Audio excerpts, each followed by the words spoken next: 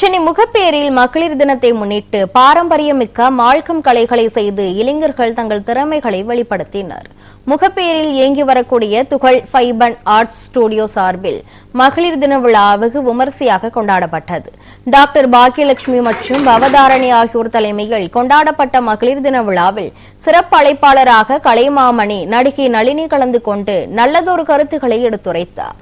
விழாவினை சிறப்பிக்க பாத சிகிச்சை மருத்துவர் ரஹமத் நிஷா மற்றும் உதவி ஆய்வாளர் ஜமுனா ராணி ஆகியோர் கலந்து கொண்டனர். விழாவில் சிறுமிகளின் பாரம்பரிய பரதநாட்டிய நடனம் அனைவரையும் மெய்சிலிர்க்க வைத்தது.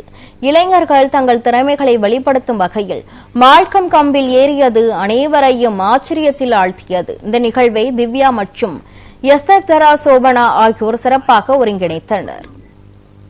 Happy women's day. ரொம்ப சந்தோஷமான ஒரு விஷயம்.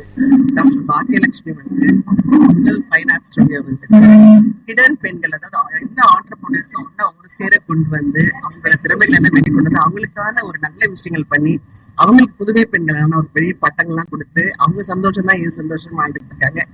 இந்த மாதிரி ஒரு விழாவில் நான் கலந்துக்கிறது ரொம்ப ஹாப்பியா ஃபீல் பண்ணேன். தேங்க்யூ.